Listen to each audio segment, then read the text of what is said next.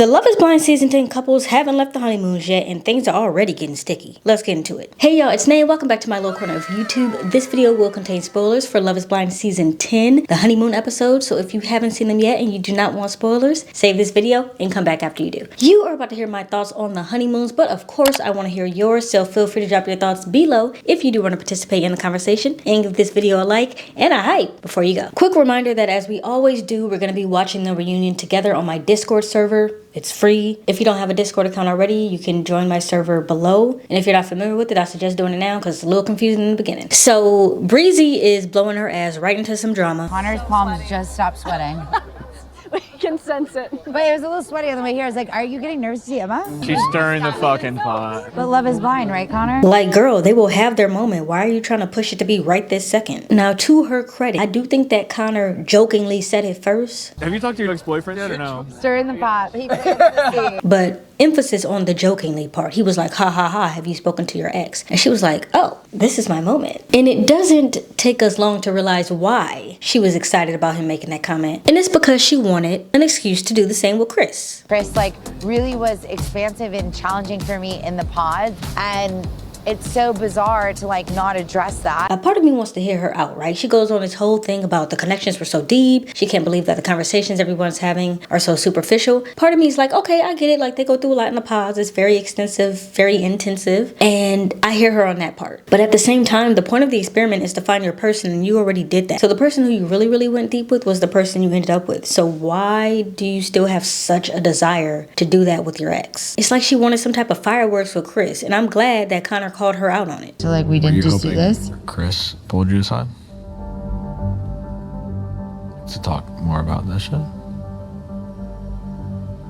The silence was so loud. And she really is living up to her name. They call her Breezy because she blows wherever the hell her mind tells her to, without thinking of the consequences or how somebody else is going to feel because of it. She really was doing her best to frame the situation like I explained, like, oh, but the connection was so deep, like, how could we just let it go? When in reality, the fact is she was just more attracted to Chris than she was to Connor, and she's kind of trying to weasel her way back in. Y'all know I just rewatched season 1. She reminds me of when Jessica, who's a Messica, was trying to get Barnett to say that he was unhappy with his decision, and he would not give her the satisfaction of saying that because he wasn't unhappy, but she was, so she wanted to know that he was too. That's kind of the vibe that I was getting from Breezy. Like, if you look at me and Connor, you're like, okay, that works. Yeah.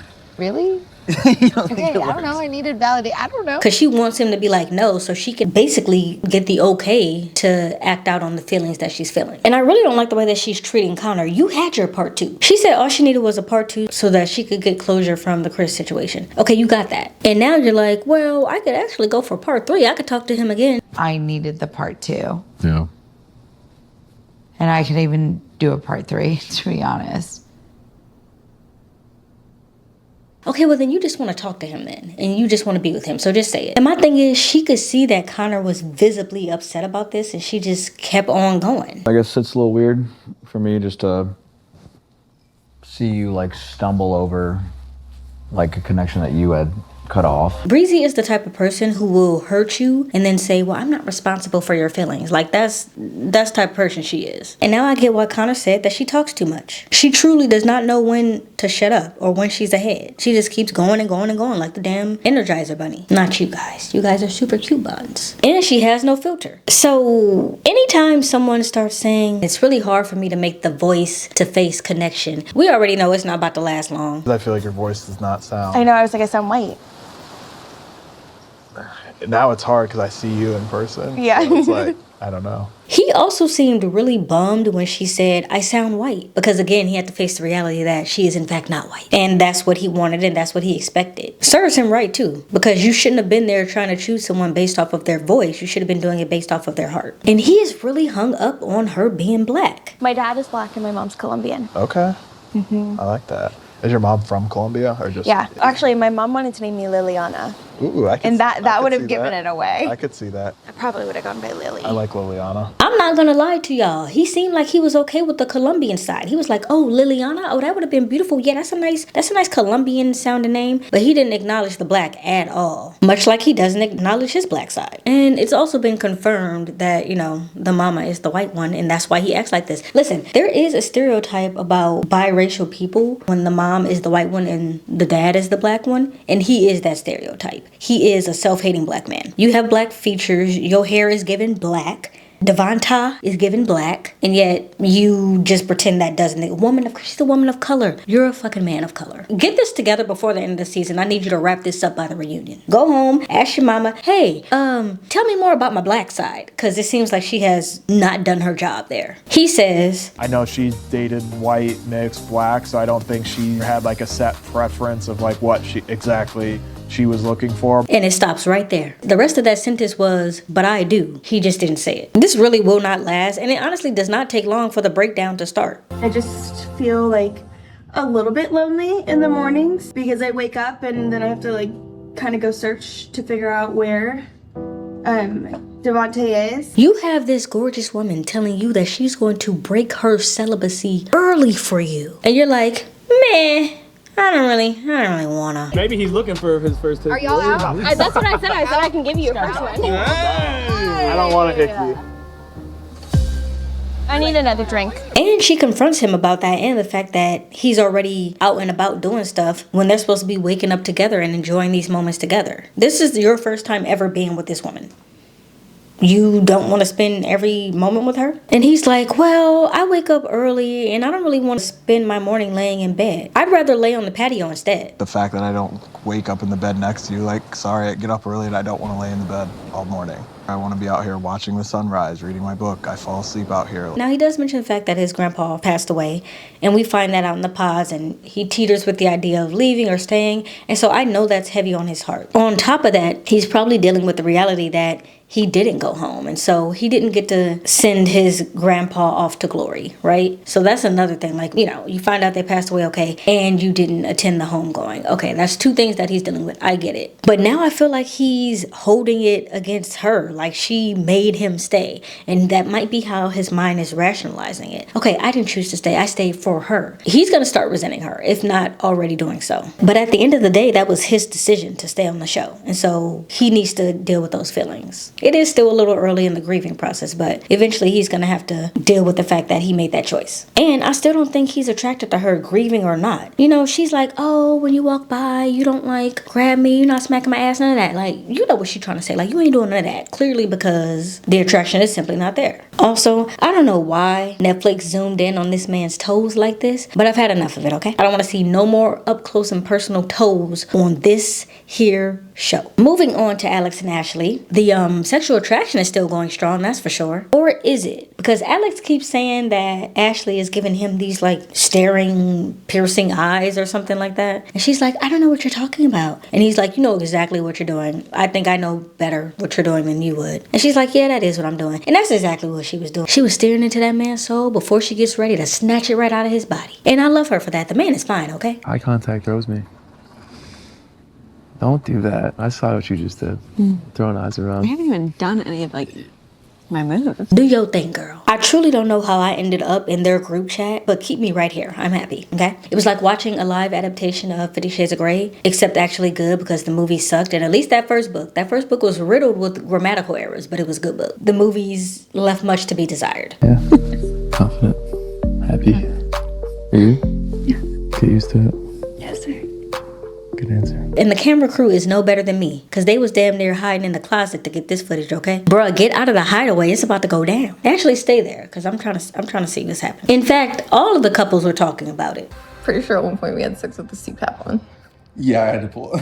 Yeah, I had to take the CPAP. She's got a favorite position for sure. Now that we're on the couch, I might see it again here pretty soon. You want to know why everyone in Ohio is so sexual? Because the state is boring. There's nothing to do but play golf and have sex. And these people do plenty of both. In regards to Ashley and Alex, though, I really hope that they can find something to agree on more than we're both hot. Because that conversation that they had on the beach left much to be desired. I do want to do Portugal. It's where Ronaldo was born. Sorry. Who's the goalie? Tim Howard? Tim Howard. He's American though. Oh yeah. So where is he born? Do you want to go see that? No, I met him already. He's a weirdo. Oh, goalies. And Alex actually acknowledged that when he spoke to Brittany. I do like darker features. I like certain things in my woman, and I'm still trying to figure out and gauge whether the physical matches the emotional. And of course, she describes her type, and it's him. My usual type is like tall, athletic. I was like, Yeah. But hear me out. I like Alex and Brittany together. Is this a safe space? I want to see them together. I actually felt it too, though. When they get back to their room and she's like, oh, how did the day go? Like, how was the mixer? Did you talk to anyone? Did you flirt with anyone? And this man starts listing a whole bunch of people that he spoke to, conveniently leaving out the fact that he spoke to Brittany. And she's like, okay, who else? So I don't really think it was really flirty.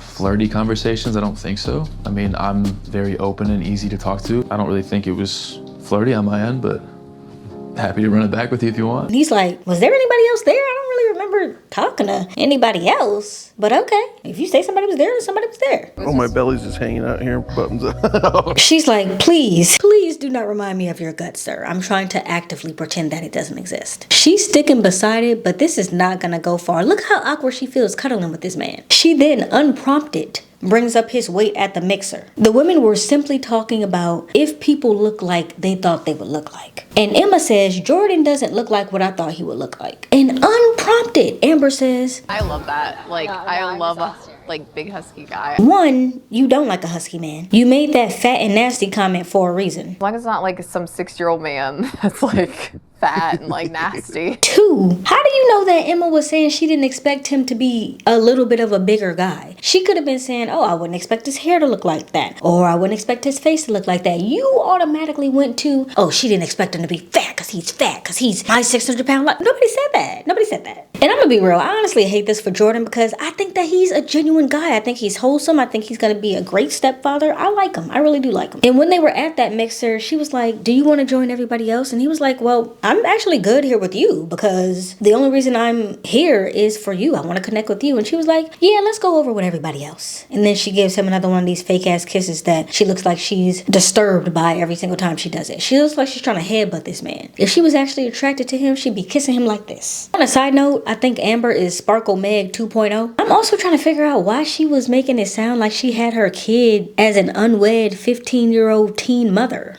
You have a child when you're unwed and 26 years old and you just kind of watch everybody else's life go. 26 with a baby is not that crazy, girl. That's closer to 30 than it is to 20. You're okay. No one is acting like it's a crazy thing that you had a baby at 26 years old. Moving on to Jessica and Chris. She says she never wants her phone back because it's so peaceful to not be inundated with political content. Now I'm gonna need to know which side she's on expeditiously because this. And I don't get bombarded by oh shit, that stressed me out because of my strong political views. A lot of the accounts I follow are yeah, I like that. updates on that. Really could apply to either side. I will say though, I urge y'all not to do that to yourselves. My feed used to look exactly the same. Oh, this is happening. Oh, political this, political that. Trauma this, trauma that in regards to the country. And I was miserable because of it. My mental health was dwindling because of it. I have not watched a video of someone being murdered by cops since Tamir Rice because that video shook me to my core. And I said, I can't watch another one of these videos. I physically, my spirit cannot handle another one of these. Haven't watched one since. I didn't see the video of George Floyd, but the still shots of what happened to him in 2020 was every other single scroll that I took. So much so that I was physically anxious. My body was feeling. I actually had to delete Instagram in 2020. I deleted it for about 2 months. Not log out and stop going in. Physically remove the app from my phone because it was making me so unwell seeing constant still shots of yet another black man being murdered by cops. I know there are a lot of things going on right now, but I really want to stress that we are not meant to see people being murdered day in and day out. And I don't care which side of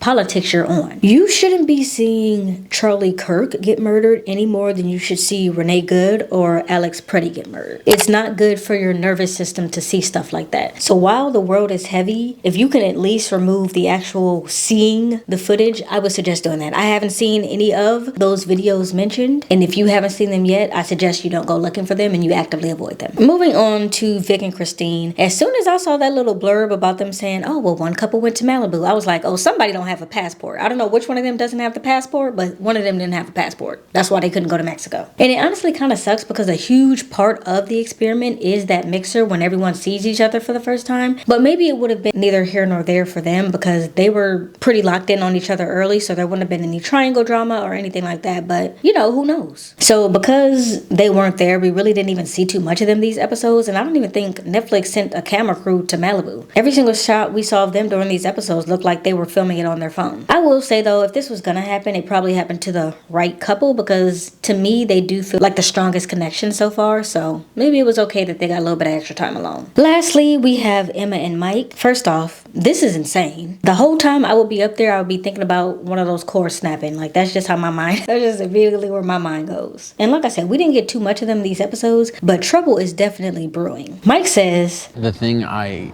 don't like, dude, our fucking suitcases are all mess. I said you were a little unorganized. I feel like I've got a real good sense of that. Just the toothpaste, your bags, not making your bed. And I really found that to be interesting because in his bio, he said that he's the type of person to let the dishes pile up in the sink. So you're also a messy person. She's just a different type of messy than you are. And you trying to hold it against her. Now, he did say he was tripping over shoes already. No, there's no bad thing. Not a bad thing. Just me tripping over your shoes. It was one time. It was one time. So I don't know. We're going to see how it works out when they move in together. But I'm going to be real. Two messy people in a household together is not good. It's better if both of y'all are the same or similar type of cleanliness, because if one of y'all is clean and one of y'all is not, then the other person's going to feel a lot of the weight. But if both of y'all are messy, then y'all house is going to be messy. No, thank you. Like I said, we'll see how that works out though, because it looks like it's upsetting him and his homegirls. So we'll see. That's it for this week. We got through the first 6 episodes of Love is Blind Season 10. I will be back next week to discuss the next batch of episodes, and until then, I'll see y'all later. Bye!